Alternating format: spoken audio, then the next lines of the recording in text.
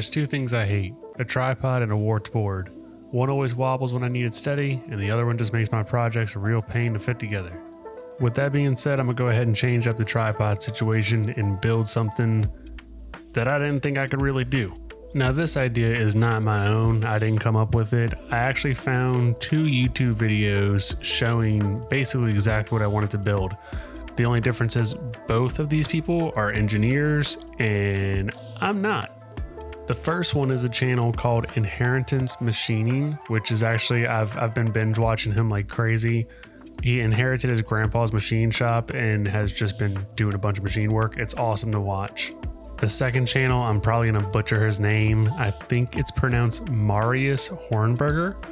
He's a German engineer and does all kinds of woodworking, machinist work, a little bit of everything.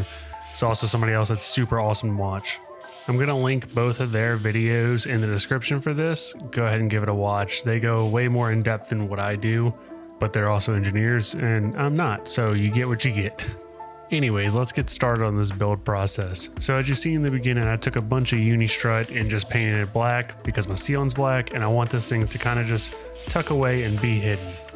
The concept of the way the ceiling portion of it works is pretty simple. It's kind of just like a big gantry arm, like a crane that you would see in a big workshop.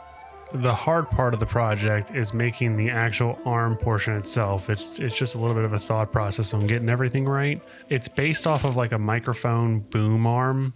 You know, the one that you see that comes with cheap microphones off of Amazon with all the springs on it. It's basically the same thought process. Now, I didn't do any fancy CAD drawing or really much drawing at all to figure this out. I kind of just wung the whole thing and managed to make it work. Here I'm adding trolleys to this piece of plywood, which is going to be the base of the entire camera arm itself. A lot of these parts I got from Amazon. I'll make sure to drop some links in the description, so if you want to try to do this for your own shop, you can. And what you see me adding here, kind of ignore it because you'll see later on in the video I completely scrap this and change it. I originally was using an aluminum extrusion for like the drop down arm that came from the ceiling, and it just flexed too much. Also, this little bitty Lazy Susan thingamajig I put on here, it was also too small, so I ended up changing it out too.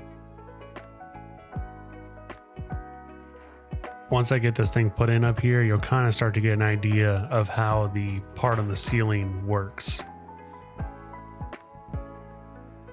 Ooh, look how easy that thing moves around. I could just push on it with the tip of my finger. Just a little tip of my finger. And it moves around real good. But you can see how wobbly it is there, and that's the problem we gotta fix. But we're gonna leave that for future me. Right now, let's go ahead and start moving on to making the camera arm itself. I'm using 3/4 inch maple for the pivot points, along with some bolts, and then 1 inch aluminum tubing for the arm. Here I'm starting the layout process for a template. This is going to be the main middle pivot point, and it's an easy way for me to test out the actual spacing, which I ended up having to change, so it was a good thing I tried this out first.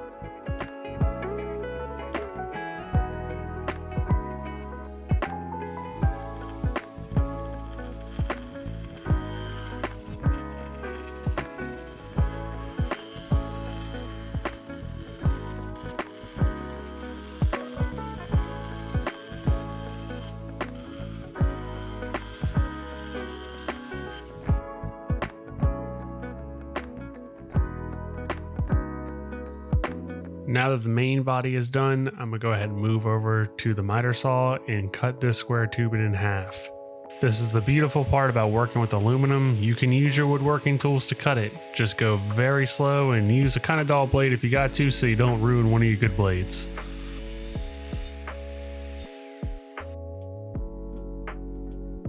Now that I have the aluminum tubing cut to size, I'm gonna go ahead and drill in a hole towards the end of each one of these pieces.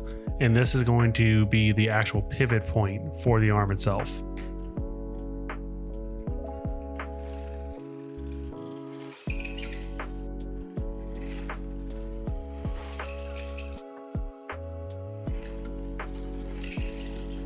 I milled up a piece of maple to fit inside the tubing just to give it a little more strength on the ends, so I don't ever have to worry about them bending.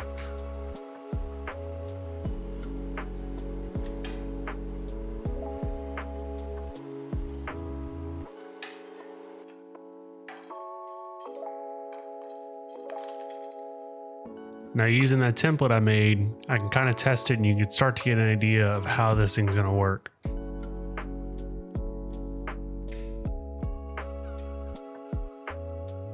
Now I'm gonna cut some maple to size, use that template, draw some lines, and then double-sided stick the two pieces together and then trim them out. By the way, this double-sided tape is absolutely amazing. It doesn't leave any residue, and it's my first time using it on this project and I love it. I'm gonna leave a link in the description for it.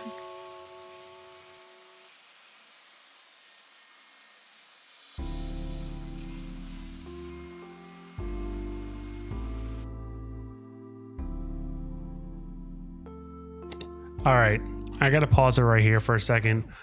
The remaining of the video, the flow is gonna get a little bit weird. We were dealing with Hurricane Francine hitting us, so I was kind of working on it off and on, and to be honest, just forgot to record it.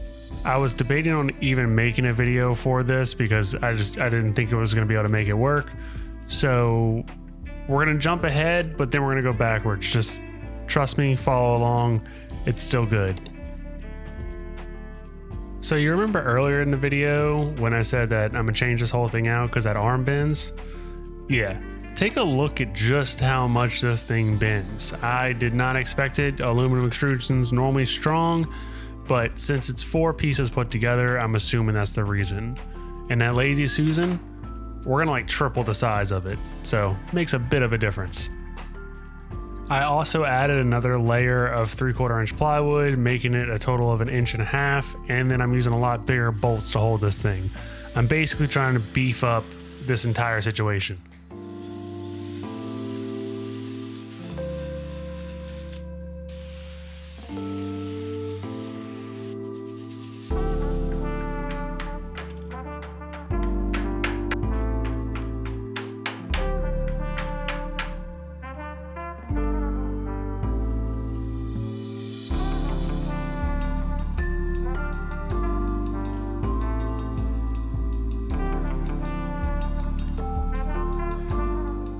So to replace the aluminum extrusion, I'm using 1.5 inch aluminum tubing. My dad had this laying around in his shop and let me use it. Shout out to you, Dad, that saved me a couple dollars.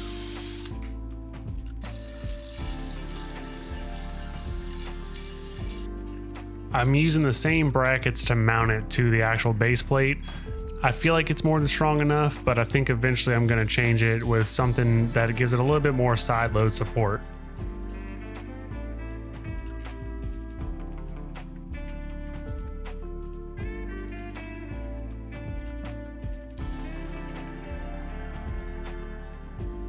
Now that we got that replaced, I'm gonna go ahead and put it back up on the ceiling and put the arm back together. With everything I added, it got a whole lot heavier, so I had to nominate the free help to come down and help me put it back up on the ceiling. Now you can start to see some of the pieces that I didn't include in this video because I just forgot to record them. It's just the wood pieces, which were very simple to make. It's just based off of that original template I showed, and I just split it in half.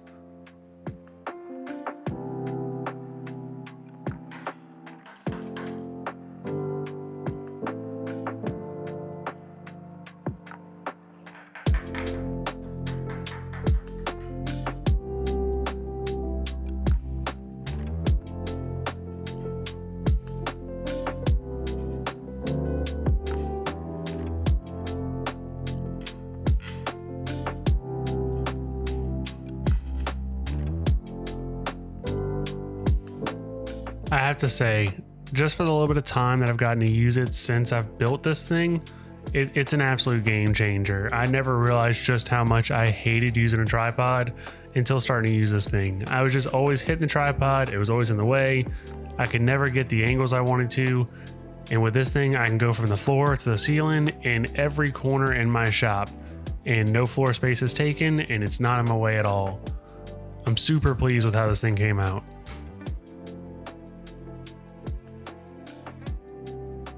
To finish it all out, I'm just going to go ahead and throw some spray paint on it, just all black, just to make it blend in as much as possible.